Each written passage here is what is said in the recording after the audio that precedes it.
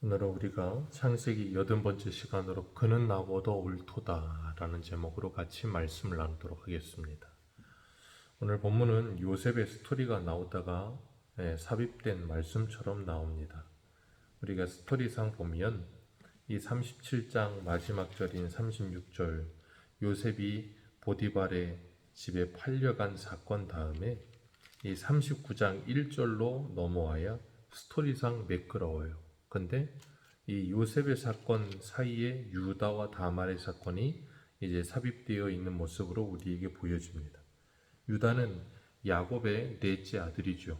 그리고 야곱을 팔 때 이 르우벤의 말보다 형제들에게 유다의 말이 더 설득력이 있었던 것 같아요. 그리고 유다가 야곱의 아들들 중에서 그런 모든 일을 주도적인 일을 하게 되는 그런 중추적인 장자와 같은 실질적 장자와 같은 일을 합니다. 그리고 이 야곱의 아들들의 대표격인 유다가 이 얼마나 연약한 존재인지를 오늘 본문에서 보여주면서 야곱의 아들들이 어떤 상태에 있는가를 우리에게 보여주어요. 오늘 1절을 보면 유다가 집에서 가출합니다. 자기 형제들로부터 떠나 아둘람 사람 히라에게 가까이 하였다. 야곱과 그 형제들에게서 떠나 가나안 사람 아둘람 사람 히라에게 가까이 하였다. 누구에게 가까이 하는가에 따라서 그의 삶이 어떤 식으로 변하고 있는가를 보여주기도 하는데, 그가 가나안 여인 수아 사람 딸과 결혼을 합니다. 그리고 남자아이 셋을 낳죠.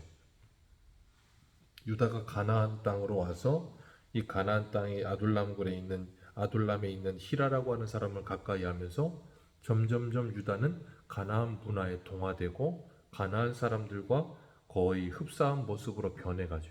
그저 그의 삶의 모든 부분, 생각, 그의 모든 행동이 하나님의 백성들의 삶과는 전혀 다른 거리가 있는 삶을 사는 모습을 우리에게 보여줍니다. 분명히 자신의 큰아버지인 에서가 가나안 여인들과 결혼한 그 일로 인해 자신의 할아버지 할머니가 그렇게 심기가 편치 않았다는 것을 유다는 분명히 알았을 것인데도 불구하고 가나안 여인과 결혼을 해요. 그리고 아들 셋 엘, 오난, 셀라를 낳습니다. 그리고 그 장자 엘을 위해서 그가 장성하였을 때 유다가 가나안 여인 다말을 데려다가 며느리로 삼습니다. 계속해서 가나안 사람이 나와요. 가나안 여인을 데려다가 결혼을 시키는데 문제는 7절이에요. 유다의 장자 엘이 하나님 보시기에 악을 행하였다. 도대체 무슨 악을 행하였는지 모르겠는데 하나님이 죽이셔야 할 만큼 악한 자였다라는 표현인 거예요. 그러니까 지금 유다의 아들인데 하나님이 보시기에 죽여야 할 만큼 악한 자다. 그런 모습으로 보여요. 그리고 아이 없이 이 엘이 죽습니다. 그리고 다말은 이제 남편도 없고 아이도 없고 과부의 형태가 되는 거예요. 그 당시에 과부는 거의 뭐 길거리 나인들처럼 뭐 어떻게 어디에서 이제 생활을 할 수 있는 무엇이 있을 수 있는 존재들이 아니거든요. 그리고 그 당시에는 이 계대 결혼이 중동 지역의 어떤 문화였어요. 그러다 보니까 야곱은 이 형이 죽고 아이가 없는 형수에게 오난을 보내서 그 형의 씨를 이어주라 그렇게 명을 해요. 근데 오난이 형수와 만약에 동침해서 형수가 임신해 애를 낳아도 그건 자기의 후손이 될 수 없다는 걸 알고 땅에 설정을 합니다. 그 일이 하나님 보시기에 악하였다. 그래서 오난도 죽습니다. 지금 야곱이 형제들을 떠나서 이 가나안 땅에 와서 아둘람 사람 히라와 가까이 하면서 가나안 문화에 젖었고 가나안 사람 여인과 결혼을 했고 아이를 낳았고, 그러면서 유다는 점점 하나님의 백성과는 다른 가나안 사람과 같은 모습으로 살았고, 그리고 그 두 아들은 하나님이 보시기에 악하여 하나님이 죽이셔야 할 만큼 악한 일을 했고 그래서 죽었는데, 유다는 그 모든 불행을 누구에게 뒤집어 씌우냐면 자기 며느리 다말에게 뒤집어 씌웁니다. 다말, 네가 우리 집에 들어와서 이런 일이 생겼다. 다말 책임이 아니죠. 유다의 책임이고 그 두 아들의 책임이죠. 근데 다말에게 책임을 뒤집어 씌워요. 그리고 다말을 자기 친정으로 돌려보냅니다. 그러면서 뭐라 그러냐면 셀라는 아직 어리기 때문에 그가 자라기까지 기다려라. 근데 야곱의 본심은 그거죠. 셀라마저 주었다가 죽으면 이제 내겐 아들이 없으니 안 되겠다 싶어서 다말을 거의 쫓아버린 거예요. 그리고 셀라가 다 자라면 그때 다시 너에게 주겠다라고 이야기를 한 거예요. 그리고 난 다음에 얼마 후에 유다의 이 아내가 죽습니다. 유다의 아내가 죽고 그가 죽은 후에 얼마 지나서 위로를 받았고, 그래서 아둘람 사람 히라와 함께 자기의 재산이 양털을 깎는 데 그곳에 가요. 그 당시에는 양털 깎는 날은 거의 축제 분위기입니다. 축제 분위기여서 잔치를 벌이는데, 잔치를 벌이니까 당연히 술이 빠질 수 없겠죠. 술을 먹고 거나하게 취한 상태에서 유다가 그곳에 이제 창녀를 하나 보게 되는 거예요. 그리고 창녀에게 들어가서 자신의 욕정을 풉니다. 그런데 그 창녀가 다름 아닌 자신의 며느리 다말이었죠. 다말은 어떤 사람이 그에게 말을 해줬어요. 네 시아버지가 양털 깎으러 딥나에 왔다. 그 소식을 들었고, 이 다말은 14절을 보면 셀라가 장성했음을 보았어요. 그리고 셀라가 장성했음에도 불구하고 그의 아내로 자신을 주지 않는 걸 보면서 유다가 자신에게 약속한 그 약속을 지키지 않을 거라는 걸 이미 직감했어요. 그리고 이 다말은 그 유다에게 가서 이제 자신의 남편의 대를 이어야겠다는 생각을 가지고 그 일을 행하게 되는 거예요. 그런 일을 행하는 건 당시에는 그냥 돌에 맞아 죽거나 즉시 직결 처형을 당할 만한 일이에요. 그런데도 불구하고 다말이 그런 선택을 합니다. 그러니까 죽음을 각오하는 선택과 같은 거예요. 다말의 선택은. 이게 그냥 어떤 일반적인 생각으로 할 수 있는 문제가 아니에요. 다말이 의복을 바꿔 입고 얼굴을 가리고 요즘 이슬람 사람들 히잡 쓰는 것처럼 뭐 그렇게 거의 눈만 내놓고 그런 식으로 했겠죠. 그러니까 야곱이 알아보지 못하고 그에게 들어갑니다. 그리고 다말이 임신을 하게 돼요. 들어갈 때 이제 다말이 이야기합니다. 뭘 주겠느냐? 염소 새끼를 주겠다. 그럼 그걸 줄 때까지 담보물을 달라. 그러고서 도장과 끈과 지팡이를 유다의 것을 받습니다. 그리고 다말은 이제 유다와 동침을 하고 자기 집으로 돌아가요. 그리고 과부의 의복으로 갈아입고, 그리고 유다는 염소 새끼를 그 아둘람 사람 히라에게 주어서 그 자신이 담보물로 맡겼던 걸 찾아와 달라고 부탁을 해요. 근데 가서 보니까 없어요. 그리고 그 주변 사람들에게 물었더니 거기는 창녀가 있는 곳이 아니라고, 거긴 창녀가 없는 곳이라고 이야기를 합니다. 그리고 유다는 그 일로 인하여 더 찾지 말라고 이야기를 해요. 이유가 이거예요. 23절 같이 읽습니다. 시작. 유다가 이르되 그로 그것을 가지게 두라. 우리가 부끄러움을 당할까 하노라. 내가 이 염소 새끼를 보내었으나 그대가 그를 찾지 못하였느니라. 우리가 부끄러움을, 내가 수치를 당할까 한다. 내 명예가 실추될까 한다. 그러니 더 이상 찾지 마라. 그리고 또 그걸 또 누구의 탓으로 은연중에 돌리냐면 내가 염소 새끼를 너에게 줬는데 네가 가서 못 찾았다. 그런 식으로 이 아둘람 사람 히라 탓을 하는 식으로 은연중에 이야기를 해요. 그러면서 자기가 부끄러움을 당하고 자기가 수치를 당할까 봐 두려워하는 마음을 또 가져요. 자기가 한 일이 얼마나 추잡스러운 일인지는 알았겠죠. 그리고 그 일로 인하여서 유다는 하나님께 회개하진 않아요. 수치스럽고 부끄럽다는 건 아는데 그 죄로 인해 하나님께 회개는 하지 않아요. 성경은 이렇게까지 유다의 생활을 적나라하게 기록하면서 유다의 타락과 그의 인생의 밑바닥이 얼마나 끝이 없이 내려가는지를 보여줍니다. 그게 인간의 실존이라는 걸 하나님이 우리에게 보여주시는 거예요. 신앙을 떠나 가나안 사람과 동화되어 가나안 사람처럼 되어버린 유다. 자신의 아내가 죽고 창녀에게 들어가서 이런 일을 행하는 유다. 그리고 그 일로 인하여서 다말은 임신을 하고 석 달 후에 배가 불러오자 사람들이 다말에 대해서 소문이 났겠죠. 다말이 임신했다. 어떻게 임신했냐? 음행했다. 그 소식이 유다에게까지 전해졌어요. 그랬더니 유다가 제일 먼저 한 일이 뭐냐면 그를 끌어내어 불살라버려라. 그를 끌어내어 불살라버려라. 우리 집안에 이런 수치스러운 일은 있을 수 없다. 자신이 수치스러운 일을 한 건 까마득하게 잃어버리고 며느리의 수치는 불살라버려라. 그럼 자신이 수치를 행한 건요.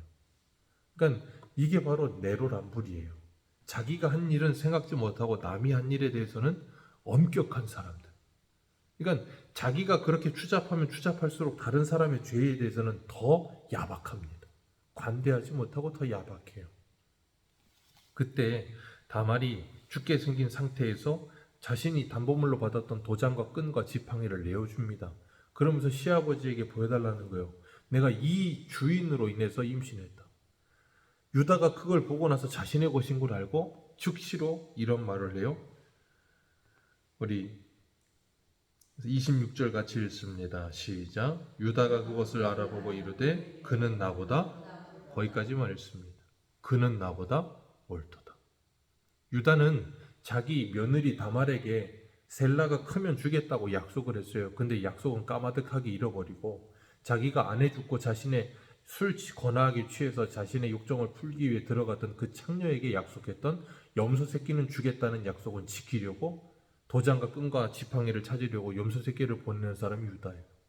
며느리와의 기적은 약속은 까마득하게 잊고 창녀와의 약속은 기억하는 유다. 그리고 그 일로 인하여 다말은 임신하게 됩니다. 그리고 쌍둥이를 임신하게 돼요. 그리고 다말은 그 쌍둥이를 낳게 되는데 그 쌍둥이를 낳는 모습도 굉장히 특이해요. 야곱이 태어날 때랑 비슷하죠. 야곱이 형 에서의 발목을 잡고 태어났는데 이 다말이 쌍태를 낳는데 첫째가 태어나려고 손이 나왔길래 거기에다가 붉은색 실을 감았더니 그게 다시 들어가고 동생이 태어나요. 그러니까 산파가 하는 말이 뭐라 그러냐면 네가 어째 터트리고 나오느냐 하면서 이름을 베레스라고 지었어요. 그리고 그 베레스와 세라가 이제 어떻게 되냐면 유다의 족보에 계속해서 이어져 내려오는 족보에 이름이 들어가게 됩니다. 며느리 다말이 행음하여 임신했다는 소식을 듣고 그를 화형시키려고 했던 유다, 자신의 수치스러움을 발견하고 나서 그 수치스러움으로 인해서 그 다말에게 그는 나보다 옳도다라고 이야기하는 유다. 자신의 체면과 자존심을 중요하게 여기면서 신앙은 생각되지도 않는 유다. 그런 유다.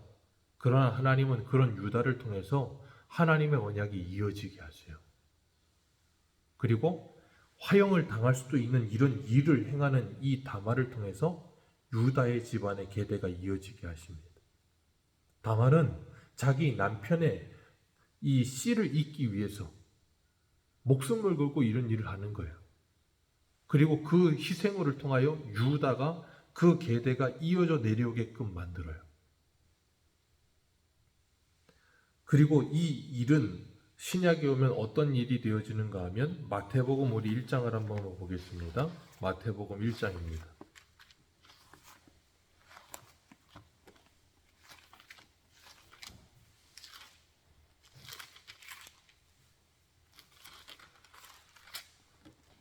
마태복음 1장 1절부터 읽습니다. 시작. 아브라함과 다윗의 자손 예수 그리스도의 계보라. 아브라함이 이삭을 낳고 이삭은 야곱을 낳고 야곱은 유다와 그의 형제를 낳았고 유다는 다말에게서 베레스와 세라를 낳았고 베레스는 헤스론을 낳고 헤스론은 람을 낳고 람은 아미나답을 낳고 아미나답은 나손을 낳았고 나손은 살몬을 낳고 살몬은 라합에게서 보아스를 낳고 보아스는 룻에게서 오벳을 낳고 오벳은 이새를 낳고 이새는 다윗 왕을 낳으니라. 다윗은 우리아의 아내에게서 솔로몬을 낳고 거기까지만 읽습니다. 이게 예수님의 족보이거든요. 17절까지. 예수님의 족보에 여인 이름이 넷이 나옵니다. 이방 여인 이름이 넷이 나와요. 다말과 라합과 룻과 그리고 바세바. 근데 바세바의 이름은 또 우리아의 아내라고 나와요. 그런데 다윗이 우리아의 아내에게서 솔로몬을 낳고 영원히 다윗의 아내라고 기록되지 않고 우리아의 아내라고 기록하고 있어요. 자, 다말, 자신의 시아버지의 약속을 지키지 않음, 그리고 자신의 버려짐을 자신의 남편의 계대를 잇기 위해 목숨을 걸고 그 일을 했어요. 다말의 희생을 통하여 유다의 족보가 이어집니다. 그 족보는 기생 라합을 통해서 그리고 이방 여인 룻을 통해서 그리고 우리아의 아내를 통해서 계속해서 이어져 내려와요. 이 여인들을 보면 그 여인들의 모습 속에서 우리가 뭘 봐요? 인간의 바닥을 봅니다. 인간의 바닥을 보는데 그 인간의 바닥 속에서 하나님은 뭐 하세요? 하나님의 언약을 이루고 계세요. 이 여인들의 희생을 통하여서 누가 오게 되시냐면 예수 그리스도가 오게 되시는 거예요. 그걸 통해서 우리에게 뭘 보여주고 계실까요? 이런 여인들의 죽을 만큼 괴로운 희생을 통하여서 예수 그리스도의 희생이 우리들에게 어떤 은혜를 주셨는가를 깨닫게 하는 거예요. 그래서 요셉의 이야기가 앞뒤로 나오면서 그 사이에 유다와 다말의 사건을 통해서 다말의 희생을 통해서 유다의 집안이 계대가 이어지는 걸 우리에게 보여주면서 그 여인의 희생을 통해 얼마나 큰 은혜가 이루어지는지를 보여줍니다. 그래서 룻기 4장을 가면 이 룻이 이방 모압 여인 룻이 보아스와 동침하여 아이를 낳죠. 그때 룻기 4장 12절에 이렇게 말을 해요. 여호와께서 이 젊은 여자로 말미암아 내게 상속자를 주사 내 집이 다말이 유다에게서 낳아준 베레스의 집과 같게 하시기를 원하노라 하니라. 여기 보면 다말이 유다에게서 낳아준 베레스의 집과 같게 되기를 원하노라. 이 일을 수치스럽게 여기지 않아요. 이 일을 오히려 영광스럽게 여깁니다.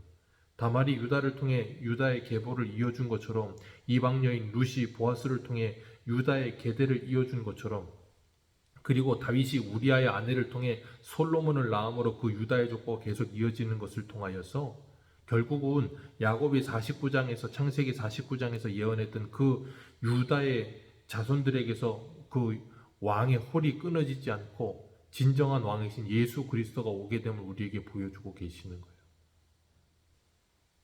그걸 통해서 하나님 우리들에게 보여주시는 게 무엇인가 하면 누군가의 희생을 통하여서 우리는 살고 있다는 걸 보여주고 계시는 거예요. 다말의 희생을 통하여서 유다는 살았고 룻의 희생을 통하여서 나오미와 그리고 보아스의 그 계대는 이어지고 그 하나님의 생명 계대가 이어지는 모습을 우리에게 보여주시면서 우리가 유다와 같은 우리가 이런 추잡스러운 우리가 예수 그리스도의 희생으로 말미암아 살았다는 것을 보여주고 계시는 거예요. 그리고 우리는 지금도 누군가의 희생을 통해서 지금도 살고 있는 거예요. 그 은혜를 받은 우리는 우리의 희생을 통해 다른 사람들이 하나님의 생명에 들어올 수 있도록 도와주는 일을 감당해야 되는 거예요. 그 일이 뭐예요? 전도예요. 우리의 시간과 물질과 우리의 모든 것을 희생해 가면서 다른 사람에게 생명의 복음을 전하는 일. 그 일이 우리에게 맡겨진 일이에요. 우리가 오늘도 하루를 살아가면서 많은 이들의 섬김과 희생을 통해 내가 살고 있다는 것을 잊지 마시고 그것이 바로 하나님과 예수 그리스도의 희생의 은혜라는 걸 기억하면서 내가 그 은혜로 섬기는 자 되어 나를 통해 내 가정이 그리고 나를 통해 내 교회가 나를 통해 내 주변이 하나님의 영생의 복을 누릴 수 있는 아름다운 하나님의 복의 통로로 쓰임받게 되기를 주님의 이름으로 축복합니다. 기도하겠습니다.